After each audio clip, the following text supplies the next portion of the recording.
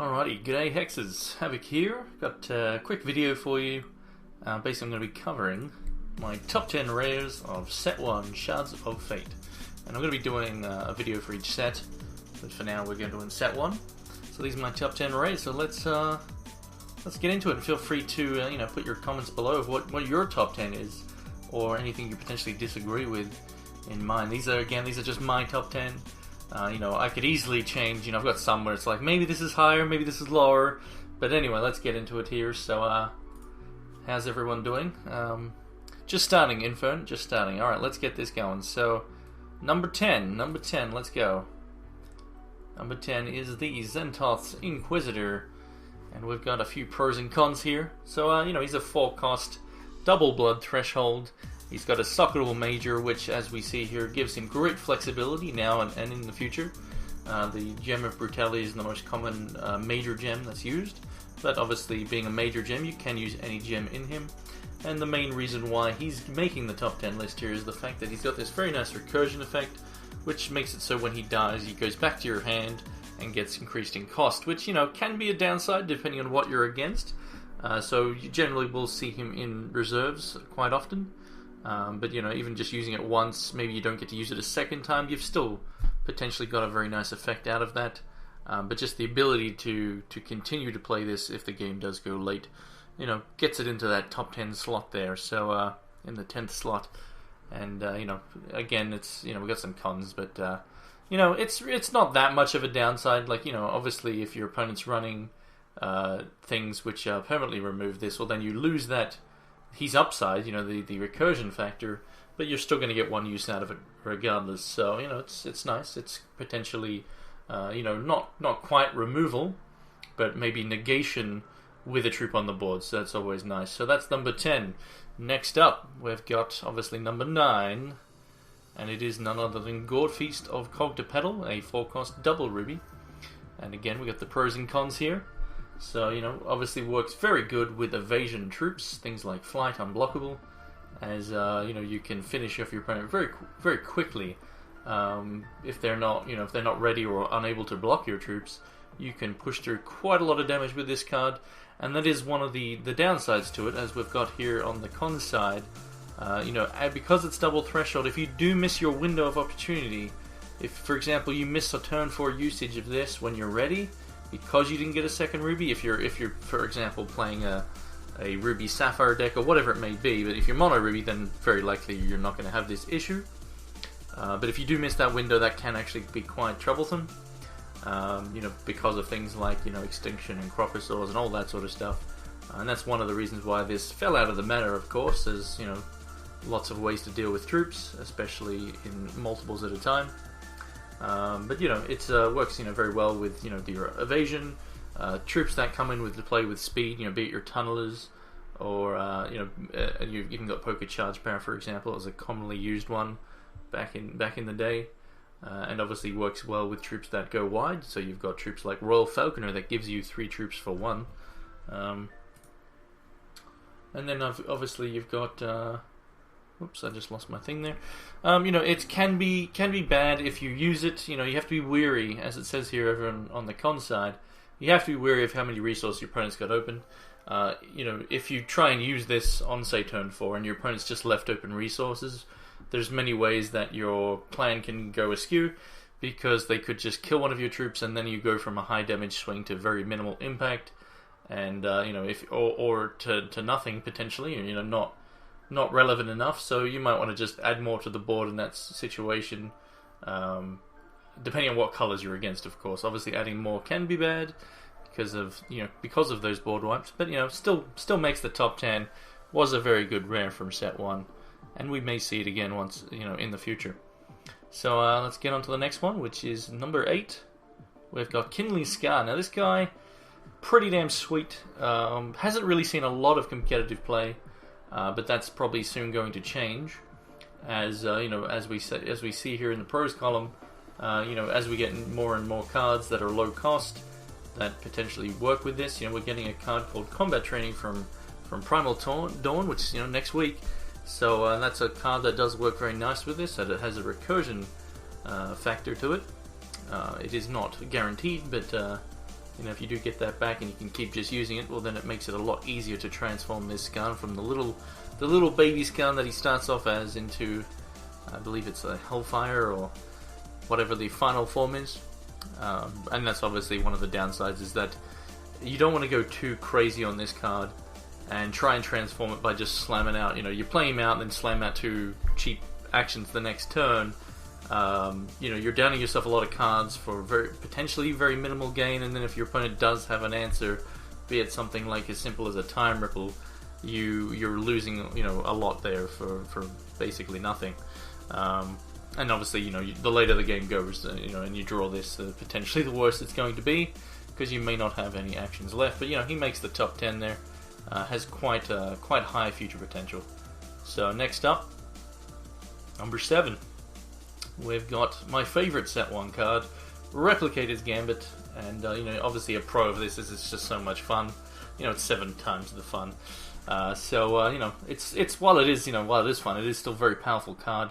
And you know, one of the, you know, some of the pros to it is the fact that the effects are separate. So you target a troop and you go to put it back in your deck and get this nice effect there of creating 6 replicas the next time you play it, and then the separate effect there being draw a card. So even if you get responded to, your troop gets killed or bounced, whatever it may be, you're still going to get that card back. So you replace it, so it makes it incredibly good value.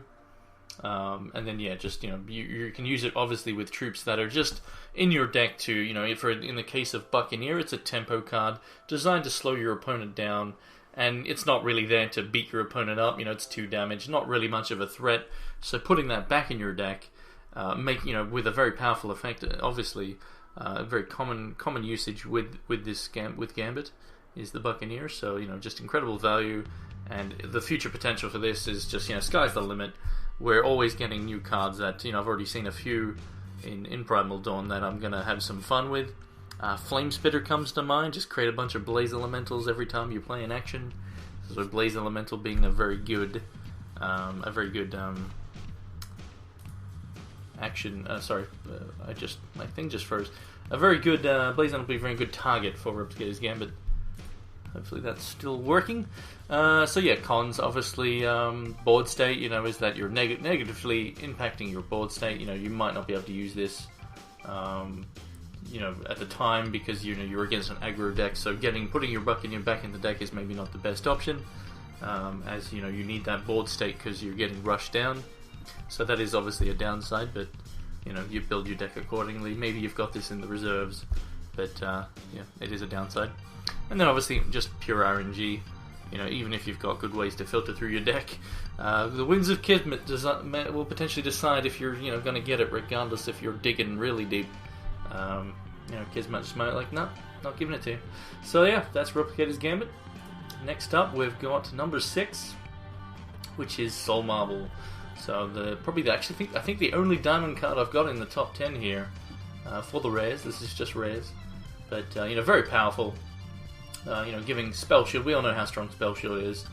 Incredibly powerful. So, you know, you got the option here of getting a +2/+2 buff, Steadfast and Spell Shield to all your troops, or just one big, you know, 6/6 beater with Steadfast and Spell Shield.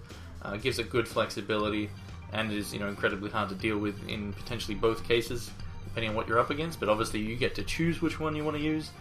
And then obviously, you know, good if you are getting a bit too many resources than you would like. You've got a good place to deposit those extra resources. So, you know, that's a good thing. But obviously, the cons, you know, being the fact that you do need to get 10 counters. So you're basically using 12 resources before you get to, you know, chisel it down into your cavalry or armaments.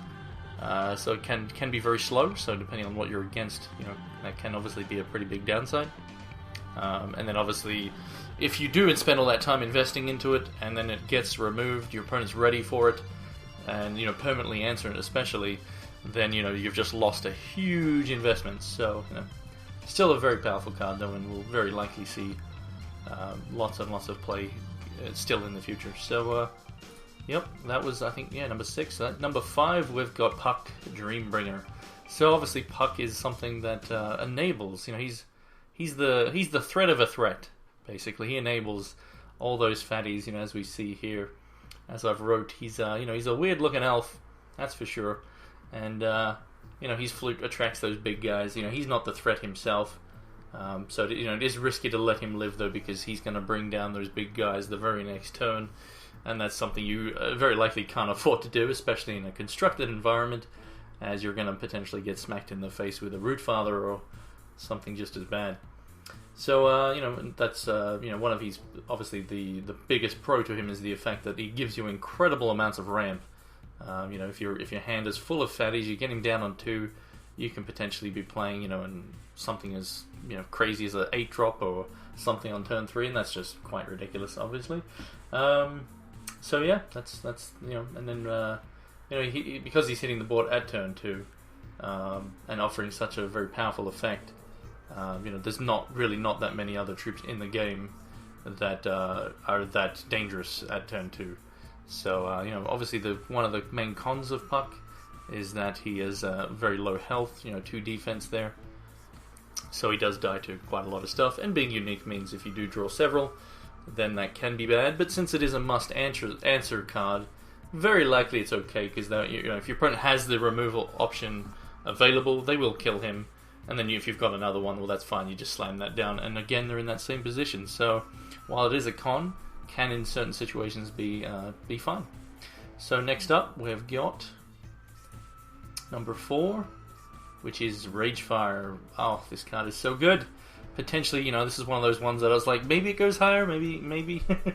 It is that good. It's it doesn't have much downsides really, but it's an escalation card. If you're not familiar with escalation, basically it makes it so, in the case of this one, you're using it for 2 damage. The next time you cast it, you're adding 2 to the bold number being 2. So the next cast of Ragefire, so all of them in your deck, including this one as it goes back in your deck, will be 4 damage. And then it goes back in your deck, and then it's 6 damage, and it's just ever increasing damage, which is just huge. It gives you huge flexibility. You can blow up your opponent very quickly if you're lucky enough to draw several, very early. Or just, maybe at 2 damage it's not going to deal with enough. But once you've used one of them, at 4 damage, you're able to deal with a lot of threats in the early game that you need to deal with. So it gives it good flexibility there. And obviously its cost, always going to be at 2, provided it doesn't get countered, of course. But 2 cost for ever increasing damage is incredibly good. So very good card. Very likely you're going to see lots and lots of play, continuing into the future. And again, as I said, doesn't have many downsides. The basic speed does hurt it a bit in terms of the flexibility as removal. And also, if you are a bit too reliant on this as your removal for the early game, in a multicolor deck, then you could get a bit in the ass there, potentially, because of the double threshold. But again, I was struggling to think of cons really. It's that good. So that's Ragefire. Next up, we've got number 3, which is none other than Heatwave. A lot of rupee cards here, but Heatwave has to be near the top there. It does. It's the card that keeps all the aggro decks in check. Makes sure even just by existing, it makes sure that people can't just go too crazy. Even though some people will, and that can still work. But if they've got Heatwave in their sideboard, it does make it very tough to beat, as it deals with aggressive decks very nicely. And obviously, if you're building your deck, if you're running this main deck, you get to build your deck with it in mind, so you can make it so none of your troops die to this, and deal with your opponent's stuff while keeping yours alive. So very, very nice card. And then cons. Yes, if your opponent is running, if you are main decking it, for example, and your opponent is running all 3 defense or higher troops, well then it's going to be a very bad card. So it's generally why it is located in the reserves for most decks. And yeah, so there's that's pretty much it really. Let's just go to number 2. You might be able to guess what it's going to be. It is none other than the Cerulean Mirror Knight. Very good card. Was obviously a very prevalent card in the meta for both sets 1 and 2. Still obviously seeing play here and there for set 3. Falling a bit out of favor there. But just the effect is still very powerful. Getting to inspire pretty much all your troops and make it so when they die you draw a card is incredibly good value, especially at the 2 cost. So yeah, it makes it a very good card. Has to make the second, the number 2 spot there. So the cons, obviously him by himself You know, he's all looks, no brawn. And then obviously if your opponent is able to increase his cost in any way, that can hurt you quite a lot, as then he may not be inspiring the stuff you need him to inspire, so that can obviously impact him. And then number 1, can you guess it? I mean, you guys should be able to guess what number 1 is. So maybe you're saying it right now, who knows, but here it comes. Number 1 is none other than... Dun, dun, dun, dun. Extinction, of course. I mean, it has to be number 1. It is the card that, yeah, dictated the meta for... I mean, it still does dictate the meta in a way. You know, you can't go too crazy. Things like this existing will make it so you can't just be like, hey, troop. You cannot do that. You know, it's just, yeah. It's there to make sure you don't go too crazy, but, you know, it has to be at number 1. You know, definitely in sets 1 and 2. You know, even set 3. You know, like I said, it just makes it so you can't go too crazy. If you're against blood, you have to always consider your opponent has this in their deck, so you have to hold back in most cases. Or you can risk it, but, you know, yeah, it has to be number 1. It's, you know, it's one of the very few answers for Spell Shield. It's, you know, gives you a lot of potential card advantage just by killing, you know, maybe you're holding back, you're not putting out troops of your own, you're waiting for your opponent to overcommit. Maybe you get a 3 for 1, you know, it's incredible value. So, you know, very good at full cost. So, yeah, doesn't, you know, again, not really too many cons. Obviously, yes, the fact that it kills your own troops is a con, but you get to play around that, of course. And then, you know, as I said about holding back, you know, don't get too greedy though, as that can, you know, if you're like, you know what, I'm gonna wait a turn and let him play out some more stuff to potentially get even more value. Sometimes that can bite you in the butt, but yeah, it's definitely number 1 there. So that's pretty much my top 10 set 1 rares. So, Zabuli, AACMK, not number 1, unfollow. So, Shafty to Dope says, you forgot a very good card. Well, what card did I forget, buddy? What do you think? Because, like, I would like to hear from you guys in the chat as well. What, you know, if you do have a card in mind that you think should have made the top 10. Like, there was definitely a few that I wanted to get in there. I can't remember what they are at the moment. But, you know, I wanted to keep it to 10, so... But what card are you thinking of there, Shafty? Living Totem? Yeah, I did have it in there. But honestly, it's... Like, while it is good, the downside to Living Totem is the fact that you're just using your turn. Like, if you play him out and then you're just like, I'm gonna just use this guy as my threat. You know, obviously you don't need to, but... You know, if you're paying 3, that's quite a lot to do maybe just +1/+1 and all that sort of stuff. It's yeah. I don't think, I don't know. It was one I considered, that's for sure. But anyway, so that's my top 10. Feel free to post a comment in the YouTube comments below with your top 10 or any changes to mine. But yeah, that's pretty much it. Look forward to some more videos. I'm gonna have a top 10 rares for set 2 and 3 and eventually 4. Yeah, this was all Shards of Fate. Istakwa. That was all Shards of Fate, so that was top 10 for set 1. And again, as I said, I'll be doing set 2, set 3, and set 4. I'll be doing like maybe a top 6 legendaries from each set as well, and potentially other stuff. So yeah, look forward to it. But that's pretty much it. So that's what I wanted to do there. So thanks for watching. And what am I going to do now?